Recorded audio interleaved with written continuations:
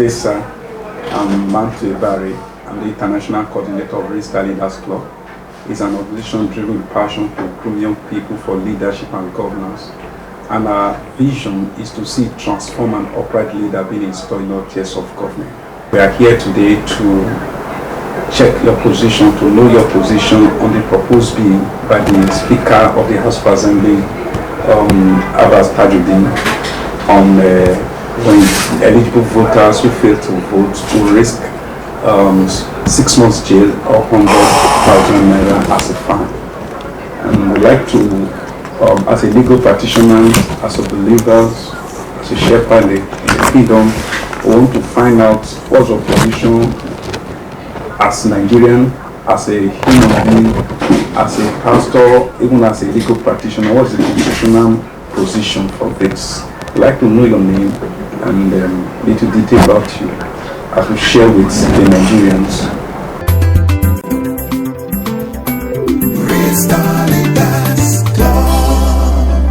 Okay, first and foremost, I want to say welcome to our office. And my name is Kunle Bamidele. I'm a partner in the law firm of PRO-LEX SOLICITORS, a firm of legal practitioners. And that being said, now going back to the core of the interview, it is important to say that we all know there are 3 arms of government, and it's a common way that we have executive, we have judiciary, and we have the legislative arm of the government.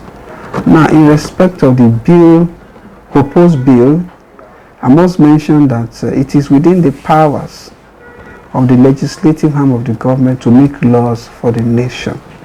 Now, another question to ask is, the viability of the law is another point in question totally. Now, let's come down to the basics. The laws are made for the people, and there are processes towards making of the law, towards enactment of the law.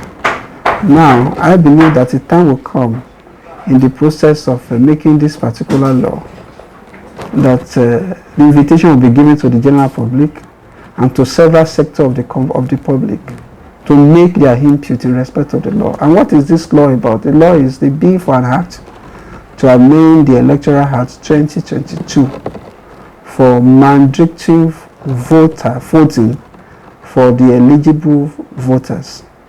Now, let's come down, further down. Who are the eligible voters? The law stipulates that from 18 years and above, every Nigerian is eligible to cast their votes in electoral process. So we know who an eligible voter is: an individual in Nigeria who is 18 years and above. Now, why this law coming at a point in time in Nigeria? I believe the reason why this law is coming at a point in time in Nigeria is because of the declining trend that have been observed in our voting pattern in Nigeria. Of course, it is on record that 1993 election was adjudged to be the best because the turnout was huge and it was acclaimed to be the fairest and the best of election that we have had in Nigeria so far. But from that time till 1999, when we had the Fourth Republic, down to the present time, there has been consistent declining in the voting pattern of Nigeria. And certain reasons are there, which are obvious to people to see the reason why people are now, exhibiting what they call voting apathy. Therefore, people didn't turn out well to cast their votes. And if we may say, the last election didn't do well according to the statistics that are on the table for everybody to see. About 35, this is the data we have, about 35% of the registered voters actually cast their vote in the last election. Now, if this bill, by the bill now that has not been proposed, now it is not mandate, or it is proposed that it should be mandatory for the registered eligible voters to vote both in the national and state elections. And what are the what are the fallout for people who fail to cast their vote? The stipulated penalty is 6 months, either 6 months in imprisonment or an option of fine of 100% for non-compliance, or both. Now, I believe, before I offer my opinion, I believe that with the representation that are now being made to the National Assembly, I believe the legislators will have a rethink about this particular bill, because it has the potential, the capacity to throw into prison about 65% of the eligible voters in Nigeria. Number one, Nigeria don't have that correctional capacity, facility to take in so much. They don't have it. We don't have it. And if you talk about the issue of fine, by several reforms being carried out by the present administration, it is obvious to people that the earning power of people has been seriously reduced, not gradually, seriously reduced, to the extent that a common man on the street now complains about ability to buy the common staple food to survive on a daily basis. Commuting from one place to another is difficult for people because of the seriousness in the pump price that everybody is now confronted with. So if you say that people will bring out 100,000 naira as fine, I believe, with due respect, it's more or less ridiculous. It's a law that enforcing it will be ridiculous, and will further bring down the reputation of this nation. I believe that's a point for the legislature to take care of and see how to further encourage people to come out to cast their vote. That's their civic responsibility. I believe that is what should be done, rather than coming down with the big stick to imprison people who choose not to cast their votes.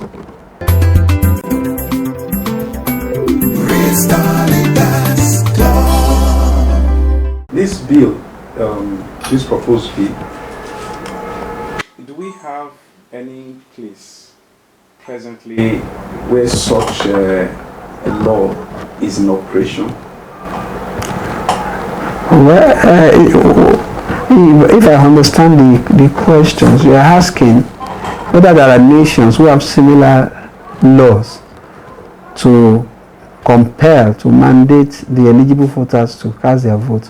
Of course, we can make references to two nations that we have that we can refer to. We have Australia, who had a similar law that has been enacted as far back as 1924 to compel their citizenry to cast their votes in their elections. Of course, Belgium also has something similar to that, and that law was enacted in 1892. I believe that before they got to that point of enacting that law, certain parameters have been put in place to encourage their voters to cast their votes. I believe that the system is so seamless for people to also perform their civic responsibility. I will want to draw us backward to the incidents that we had in the last election. Now, there are certain situations that the beavers didn't perform well, and people had to stay on queue for a long period of time for them to cast their vote. There are instances where even beavers were stolen. There are instances where there was no network on beavers for people to cast their votes. These are the things that made it difficult for people to actually perform their civic responsibility. I believe that once the system are in place for people to perform their civic responsibility, I believe they will do that. And we cannot just go holistically to import certain laws that are performing well in certain crime and bring it to Nigeria and force it on people to make people perform their civic responsibility. There are certain studies that must be carried out to understudy or to find out why are people so discouraged with performing their civic responsibility and how to provide cure for such discouragement. I believe that should be done to encourage the Nigerians to do the needful.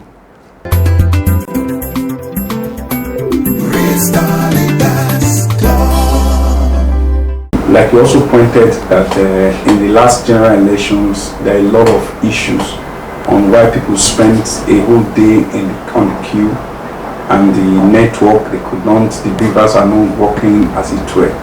And all of this put together, why would at this time be that the National Assembly will begin to propose this? Fine, they are still proposing, it's a proposal. What if this proposal will see through? What will be the implication on the common man as a Nigerian? Secondly, would that be infringing of their fundamental human rights? Oh, okay, thank you very much for these questions. Now, we must understand that the laws in Nigeria are clear, particularly in respect of fundamental human rights, as documented in 1999 Constitution as amended, that people have certain rights, among which is right of association, among which is freedom to air their view, freedom of expression, and many other, right to life, and many other laws that has been given to Nigeria to enjoy, of course, which is natural to every living human being. Now, among such rights, or we can say auxiliary to such rights, is right to vote and be voted for. Now, if you have right to vote and be voted for, automatically we can say by implication, you also have right to stay away from voting. Now, compelling people to vote against their wish, if they choose not to, particularly some people choose not to participate in the electoral process because it's against their religious belief. Now, forcing them to act against their religious belief, I believe, is not in good taste. So those are one of the grounds for the legislators to have a reconsideration on the import of this particular bill that has been proposed for consideration. And I believe that since it touches on the right of you and I, we also have responsibility to make our voice count in the process of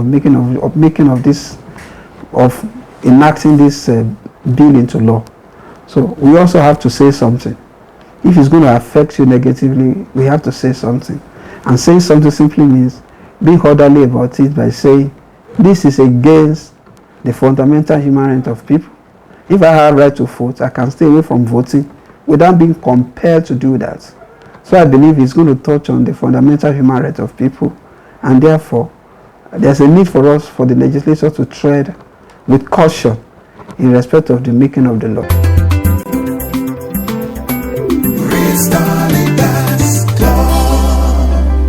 Looking at the nation, you discover that there are some set of people don't want even to participate in this process of electioneering and voting people into office or to be voted for, especially the believers, and who sees the process as a dirty game, who sees our duty is to pray, not to get involved. What can you say about that? Okay,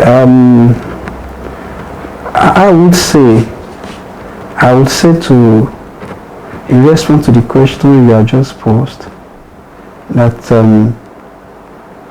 you don't bring a change into a particular situation from the outside. You have to be in. You want to bring a change into a particular house, a particular home, into a particular family. You must be involved in the activities of the family, of that particular home, for your change to be felt. So you can't play an ostrich game, hide your head in the sand. I believe all will be well. So there is a reason for believers to be involved, particularly in who you vote for, I believe you won't have any good ground to complain if you abstain from voting and you complain that the wrong people have been elected. Perhaps, who knows, your one vote may be the game changer in the scheme of things. So we have to do something about it. And for those who have capacity, who knows that they have been genuinely called into leadership, and they have the capacity to do that, they should also put themselves forward. I have capacity. I can do it. You see, it's like when you have a cup full of dirty water. As long as you keep pouring good water, clean water into it, a point will come that the dirty water will more or less be neutralized by the involvement of the clean water that you pour into it. So you can't stay outside and say, it's a dirty game, it's corrupt. Why don't you go into it and see? You see, an effort by one individual can bring a whole change into a situation. The fact that you are there to show that, look, this thing can be done rightly, can be the change that we are all anticipating. So I encourage believers, number one, the starting point is register as voters. That's the starting point. The second to that is, number two, you can join any political party of your choice. We must do that. And see, if you don't do that, then you don't have any right to complain. We've talked about several other things, the governance particularly, because you see, whoever governs affects you and I. Yeah. And therefore, it is important for us to be interested in whoever governs us. We must be interested in whoever governs us. So you can join the political, because you see, it is quicker, the change is quicker when you are part of the decision-making people. And so you can only be part of decision-making people, not ranting on social media or concerning yourself to faith that things will change one day. Or if you join a political party, particularly from the words, from particular words, you can begin to make your opinion known. This is what my environment needs. Because you are talking about a small segment of local government. Say, look, this is what my environment needs. At least, like they say, charity begins at home. So we can make the change known. And again, on a large scale, people of the same thought and belief system can come together to form a political party. There's no law against it. All you need to do is follow the requirements as stated on the Electoral Act. You must have your presences in all the local governments of the nation. But you start from somewhere. Gather yourself together. At least before you form a political party, you can become a peer pressure group. By talking to the power that be, this is what we think should be done. And don't let us have this opinion that cannot change. They cannot change. Who knows? Your one point, my one point might be the game changer. So I believe that everybody, as long as you are eligible to do that, everybody must make their opinion count. You must be involved in whoever governs you. And there must be constructive criticism. You must be constructive about it.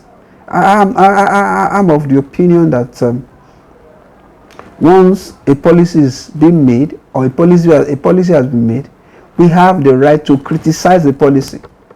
Because eventually we discover that the execution of the policy will have either positive or negative impact on us. So we have that responsibility to criticize constructively the policy that has been made, that have been made, or that has already been made. To look for them to know that there may be a reason to have a second look at the policy. So these are the things that must be done by all and sundry in this nation, because this nation by right belongs to all of us. When you join into another nation, then there are certain requirements you must make for you to become a citizen of that. But by right, if you are born here, by right you are a citizen of this nation.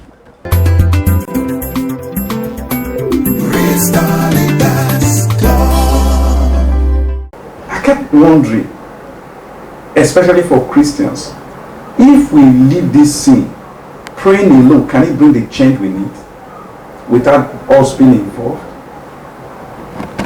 Okay, if I may answer that question, it is important that we know that the foundation of everything is spiritual. Thanks. So we are all going to pray about it. But you see, we are going to pray about it, but we also understand that there is corresponding action to faith. If you believe that certain things are right, you must take action in respect of it. Now, having prayed about a situation, then you must do something about it. I had a saying from a particular individual who said that it's an irresponsible faith to shift all the responsibility of God. There are certain things that God will do, and there are certain actions that God is expected from us. So let's take the actions that God is expected from us, and let's leave the other actions that we can do on our own for Him to do for us. And the action that we need to take are the things that we have stated before: registering, collect your voter's card, cast your vote, be part of a political party, offer constructive criticism on the policy. It has to be constructive. You can't just speak anyhow. It has to be constructive when you are offering criticism. So I believe that the time has come for us to take action, and the right time is now. The right time is now. We can't go on with that notion to say that there used to be a time that even believers don't believe in studying law. Thank God that perspective has changed now. Oh. It has changed now because they believe that why are you going to judge others? And you leave everything to uncertainty. The best way to bring the change is to be involved in it. The best way, let me repeat that again, the best way to bring a change is to be involved in the process. Let us all be involved in the process, and let's see where that leads us to. And again, the moment you are there, you are shining as a light. The darkness, one way or the other, will dissipate.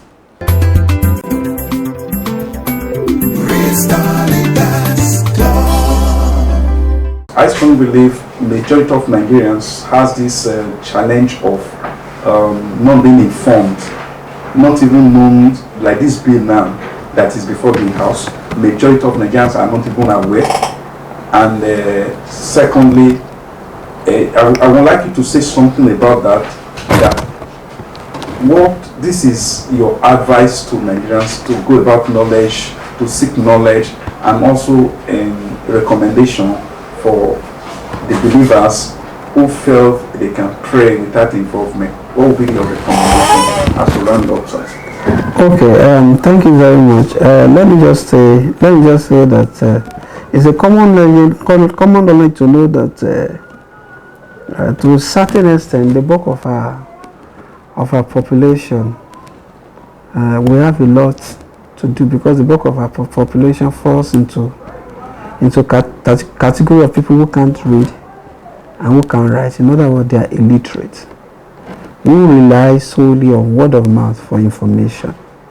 As we speak, for those who are not living in city centers, there are people in rural area who don't have access to information like we do. So I believe that on the part of government, they also hold us a duty to properly disseminate information, properly. Perhaps for those who are in that category, through radio, because they rely on radio to get their information. I also believe that the legislator who claim to be representing certain constituency, they also have that responsibility to inform people that a kind of bill like this is being proposed, and to get the feedback from their constituents. It's important for us to do that. Now, having said that, it is now important for us to also advise the citizenry that when we come in contact with this kind of sensitive information, you must understand that the onus of duty is now on you. to properly disseminate. And like I say, let me use that one, and that one is now on the line. Constructively disseminate this kind of information. Why? Because that may be a saving grace for somebody not to fall into wrong side of the law. And again, if we also may say, as a way of constructive criticism of the law, of the proposed bill, we need to also understand that how do we enforce this kind of law without falling into being used as a political power to witch hunt people. Now, we are talking about a country of about, I think now, the last time I heard, about more than 200 million people. 230 now, million people. And if you are going to get accurate data, we can say about 150 fall into the category of eligible voters, or something lower than that. Now, how do you enforce such law to compel people to carry out or to compel them to perform their civic duty without being used, without that law being used as a political weapon to go against the opposition or people who oppose a political party or power that be?